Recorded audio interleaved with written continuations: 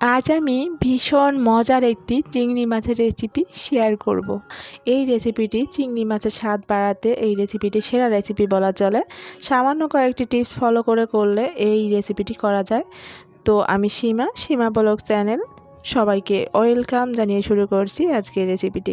আর হ্যাঁ বন্ধুরা, আমার রেসিপিটি যদি ভালো লাগে অবশ্যই লাইক শেয়ার করে দেবেন এবং চ্যানেলটি সাবস্ক্রাইব করে নেবেন। তো চলুন বন্ধুরা, দেরি না করে মূল রেসিপিতে চলে যাই। তো বন্ধুরা, আমি চলে এসেছি।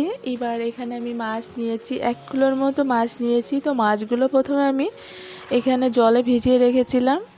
তো আমি জলটা ঝরিয়ে মাছগুলো তুলে নেব। এবার আমি মাছগুলো কেটে নিয়েছি।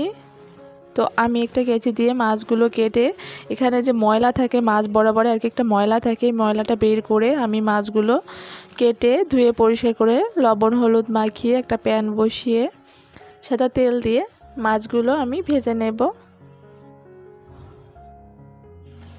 তো মাছগুলো আমি দিয়ে দেখুন আমি ভেজে নেব, মাঝে মাঝে উল্টিয়ে দিতে হবে। বাট এখানে কিন্তু মাছটা বেশি ভাজারও প্রয়োজন নেই, মোটামুটি ভাজলেই হবে। যেহেতু চিংড়ি মাছ, অনেকে আছে কিন্তু চিংড়ি মাছ রান্না করে তো দেখা যায় খেতে গেলে অতটা টেস্টি হয় না। যারা চিংড়ি লাভার আছেন তারা কিন্তু এইভাবে করতে পারেন, আশা করি ভালো লাগবে। তো দেখুন আমার ভাজা হয়ে গিয়েছে, এবার তুলে নিয়েছি। ওই কড়াই আমি দিয়ে দেবো গোটা জিরা, গোটা তেজপাতা, গোটা গরম মশলা, পেঁয়াজ বাটা, আদা রসুন বাটা 1 চামচ, জিরা বাটা, শুকনো মরিচ বাটা, লবণ হলুদ সব কিছু দেওয়া হয়ে গেলে আমি ভালো করে মশলাটা ভেজে নেব। তো আমি এখানে নারকেল পেস্ট করে রেখেছিলাম, ওটা দিয়ে দিয়েছি। বাট এখানে আমার ভিডিওটা কেটে গিয়েছে। অবশ্যই নারকেলটা দেওয়ার চেষ্টা করবেন। নারকেল দিয়ে মশলাটা ভেজে এবার আমি জল দিয়ে দেব। জলটা একটু গরম হয়ে গেলে সে ভেজে রাখা মাছগুলো দিয়ে দেব। আর একটা জিনিস এখানে খেয়াল করবেন, আমি এখানে কিন্তু পেঁয়াজের পরিমাণটা খুবই কম দিয়েছি। পেঁয়াজ রসুনের পরিমাণটা খুব কম দিতে হবে, যেহেতু এখানে আমি নারকেল দিয়ে করছি। নারকেল দিয়ে করলে হয় কি দেখা যায় জিরা আদাটা একটু বেশি করে দিবেন, বাট এখানে পেঁয়াজ রসুন আদা এগুলো খুবই কম করে দেবেন, তাহলে কিন্তু দারুণ টেস্টি হবে। নারকেল ছাড়া যদি নারকেল না দেন সেক্ষেত্রে কিন্তু বেশি লাগবে।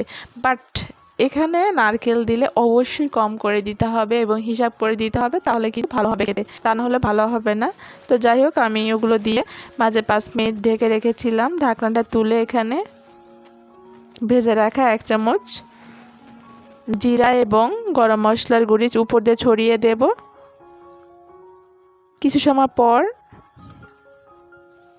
আমি চুলাটা অফ করে নেব। আর দেখুন বন্ধুরা, কালারটা আপনারা জানি না বুঝতে পারছেন কি না, এটা খেতে এতটাই মজা আর এতটাই টেস্টি। সত্যি বন্ধুরা, দেখুন আমি চুলাটা অফ করে নামিয়ে নিয়েছি।